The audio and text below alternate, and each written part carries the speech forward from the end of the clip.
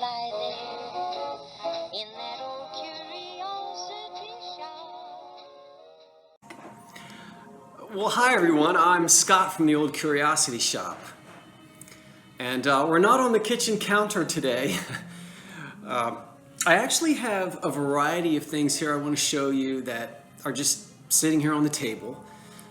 I don't know that this is going to be my new norm. I think you like seeing the things on the shiny granite countertop, at least that's what you tell me. But, just to keep things interesting, I guess I kind of decided, well, I'll just sit here and film the things that are here on the table. So I'm having my afternoon cup, and I've really been enjoying this cream and green enamelware cup that I've been drinking out of. And of course, I've got my ginger snaps. I'm having 3 ginger snaps today. So I don't know if you can see that. Yesterday was my mother's 75th birthday. So having an extra ginger snap today in honor of her.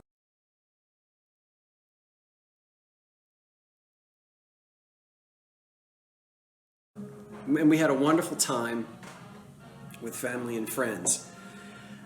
So I'm going to take a sip of this and then show you what I have. There's only one thing here I'm keeping, so I'll show you that first. And it's the first time I've actually been able to find one in green. Now, I've talked about these before, and so it's Hazel Atlas, most of you know, and it's called the Gay Rainbow. These are little milk pitchers, and they came in 4 colors. And it's their platinite with a flashed on color. I'm sorry, not flashed on, but a fired on color. So it's basically a milk glass, which was their platinite, that's what they called it. And then the fired on color, baked on color. So they were green, red, yellow, and blue. I think I've sold all of the colors 2 or 3 times over, and I've never found the green. So here's the green. It's fun to try to collect all 4 of them. It's not too difficult either, and they are reasonably priced if you like this little guy. It was given away for free, I believe, if memory serves, in boxes of Kix, K-I-X. But memory might not be serving, so if memory doesn't serve, but I'm keeping this one because it's green. This is a glass shade that could have gone in a bathroom. I've seen this used in bathroom fixtures. I've also seen it on gooseneck lamps. So a fitting, this would fit into a fitting, and then the 3 screws would hold it on tight. And some of you may remember this. You may have seen this in bathrooms with a pull chain, or even on a on a gooseneck lamp. So that's a shade, replacement shade for someone. And I've also talked about these nut choppers before. They seem to almost always be made by Hazel Atlas. This one is just really neat because it's just so atomic. You can tell the 50s and the atomic age has arrived, because doesn't this look like a flying saucer that's just taking off?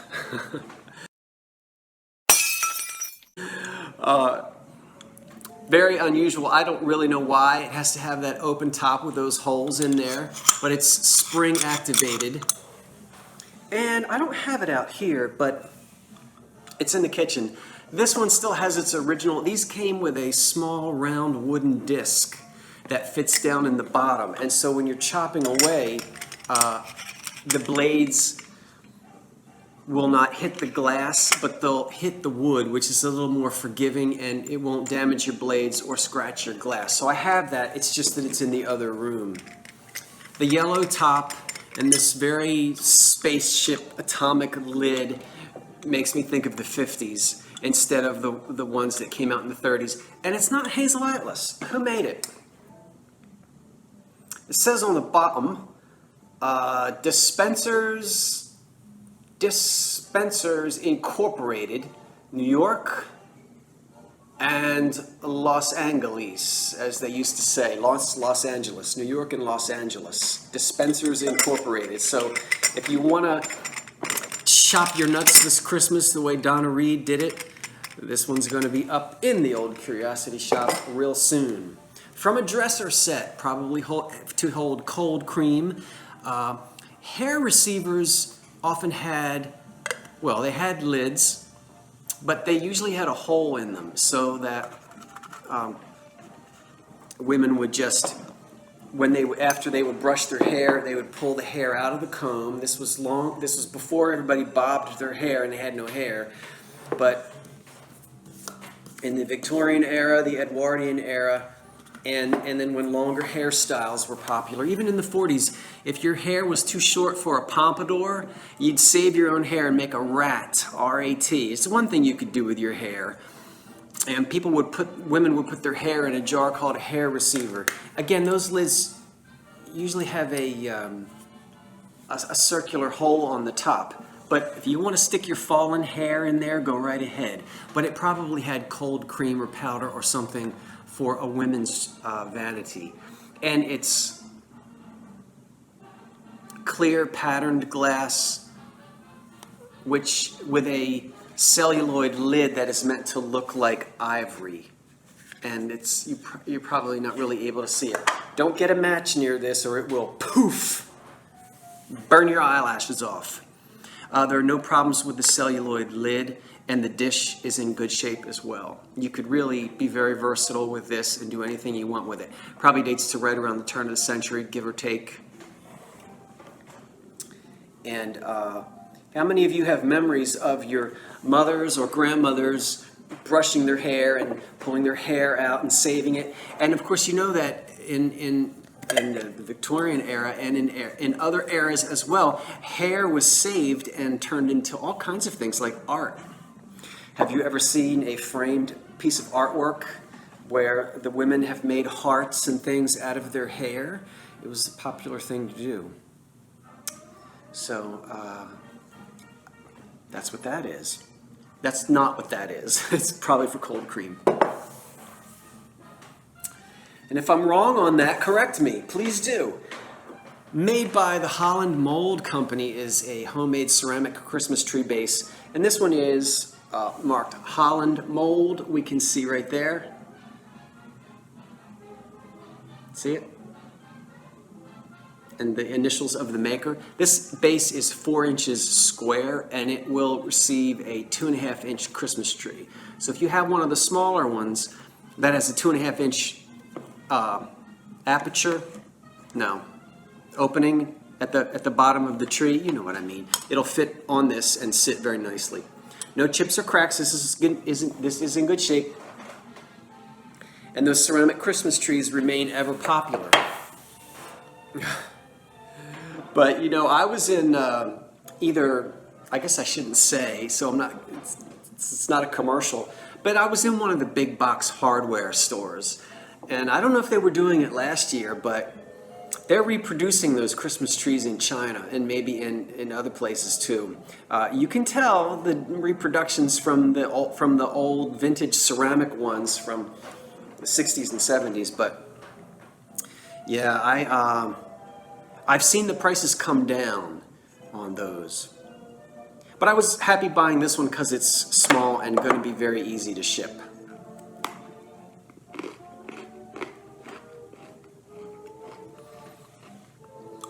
I guess, excuse me, I opened the door the other day to eat in front of you when I was enjoying my coffee and salted peanuts. Today it's tea and ginger snaps. If you have a fireman in your family, I do, you might like to pick up this shaving mug. Reproduction of a shaving mug, and it's made in Japan. No, it's a It is a Japan import.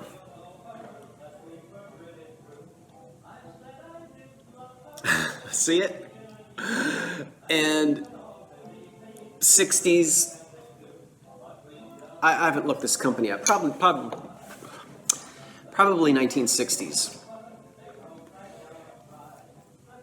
Occupational mug is what I'm trying to say. An occupational mug. And not the old valuable ones, but one in really nice condition. That might be a nice gift for someone. Here's an elephant planter with really cool pastel colors, which always gives me the feeling of the 1940s, these ceramics that have this pastel color. And he's unmarked on the bottom. And he has his trunk up, which is important to some people because of luck. And he has a nice green, cream and green color and a pink tongue, and there you can put a plant. He's in good shape. This little thing is neat, and it's going to, I'm going to have to figure out how to do this so that it doesn't blind you. What you're seeing, the reflection is the ceiling. So it's a little shelf to put your whatnots on, and then it would reflect in the mirror. You could do all kinds of things with this. It's, at first you might say, oh, it's one of those German Black Forest things. It's not, it's American made, and it's a very light colored wood. Probably actually from the 30s, and it's not a homemade piece, it was produced. Now I'll let you see the tag. I don't know how well it shows up. So I guess I'll read it to you. But it's nice to have an original tag on there. And it says, Scroll Products, Rockford, Illinois, registered number, model number, blah, blah, blah, made in USA. So probably from the 30s, it's just a small thing that you could do, put all kinds of stuff on there. I don't know, if I keep that, I don't know what I would put on it. Also from the Art Deco era is a letter holder. This would have come with a much larger desk set. It's made of black marble or onyx. I think this is a black marble. And it has 3 brass holders here, not for toast, but for your bills and things, for your and letters for your desk set, with its original felt on the bottom.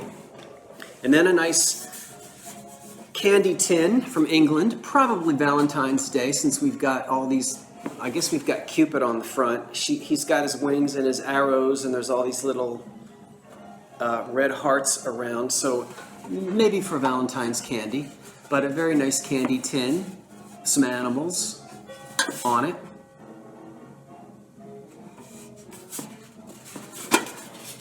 There's nothing in it. But it says, container made in England. And sometimes these are dated. And there's usually very small printing right here, and there is indeed, although I doubt I'm going to be able to get it to focus.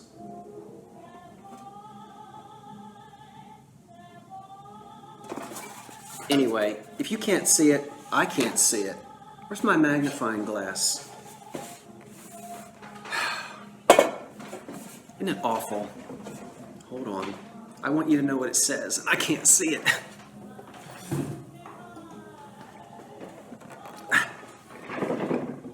Oh, it says,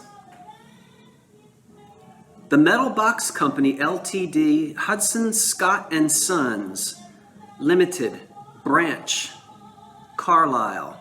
Okay, my English friends, there you have it. The English made some very nice candy tins, or biscuit tins, right? I know this is not a cookie across the ocean, it's a biscuit, right? See? I watch PBS. Look at this.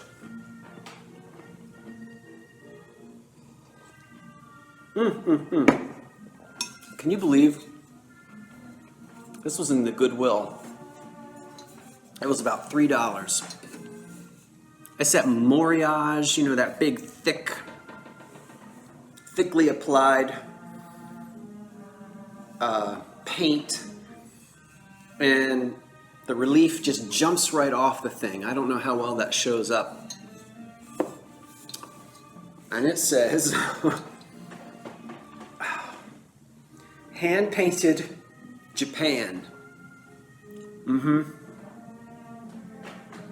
It says that. And then you can see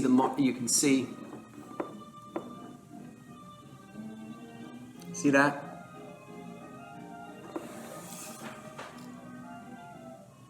So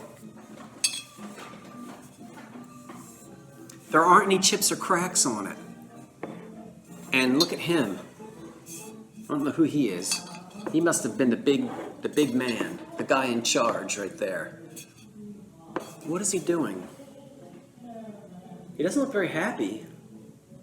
Actually, he looks mad. And then we have this woman on the front doing something with a dragon. Maybe she's riding it. I don't know. But it's about that's a nice 12-inch vase.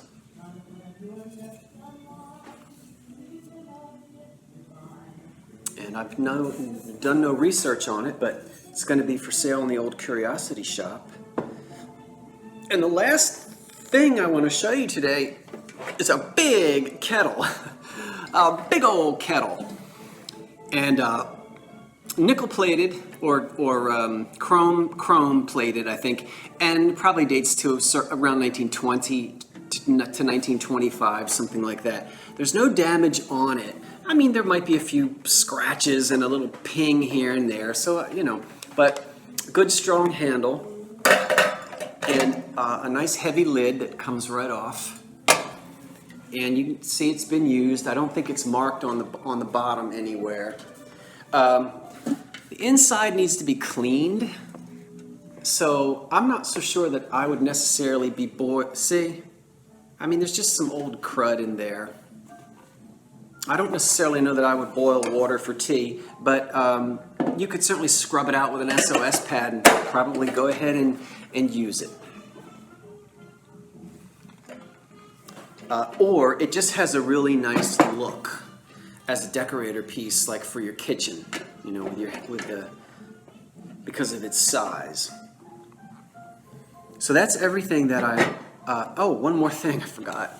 I have a set of 6 of these little baking cups, and these are all in fine shape with no chips or cracks, and I'll let you have a really good look at it, or try to anyway. Are my nails dirty? I'm always aware of that because I'm always doing things. I'm clean, but I'm always like cleaning motors or stripping furniture or repairing radios or something, and so I try to keep my nails clean.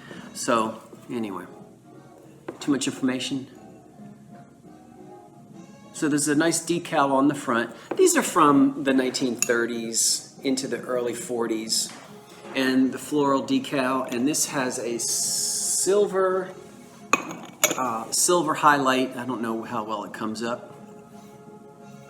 And these little baking cups, individual baking cups, you can see there who the maker is.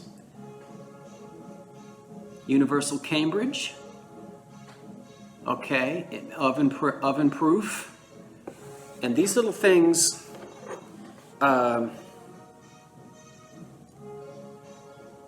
Universal Cambridge, yeah, oven proof. And Universal Cambridge, I want to say, was in Ohio. I didn't look it up before I made this video. Very versatile. You could, when you have that leftover batter from like pumpkin pie or sweet potato pie, just fill these up and bake them, and just give everybody and don't even put crust in it if you don't want. But you can do a lot of things with these because they're oven proof. And they all have the flowers on them like that. And they're in sort of a creamy color, and I think the sun might be washing out the actual color of them. I'm not sure the name of the pattern. But I think that's it for today. Tomorrow is going to be a rainy day, so I've got things to do in the morning, but I'll be spending most of the afternoon listing all of this and everything that I had in the very last thrift haul video that has not yet shown up in the old curiosity shop. And then hopefully the next time we'll be back out on the kitchen counter when you can really see the things and not me trying to figure out what to show you next and how to read it with my progressive lenses that obviously aren't working very well today. Well, this is Scott from the Old Curiosity Shop saying thanks for watching. Thanks for loving all this old stuff as much as I do. And I'm working on a surprise for you. I got to tell you this.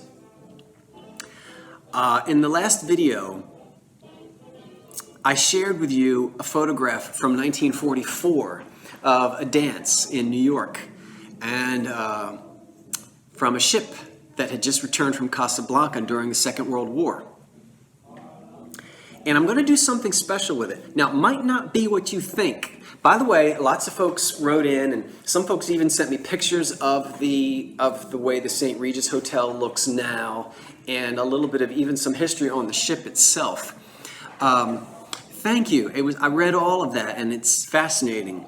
But as I said, I'm going to do a little project with old pictures and music, and really going to produce. I'm going to do my best to do sort of a little, maybe 10-minute sort of Ken Burns, if you will, attempt. I shouldn't say that because, gosh, his stuff is fantastic, and mine will be very sophomoric, but I'm going to do my best. So if you liked that picture, I'm coming back with that, hopefully by the end of the week. Okay? All right, I'm finished. I'm Scott from the Old Curiosity Shop saying thanks for watching, and so long for now. I think I've got some antimacassars I've got to go rinse out. My work is never done.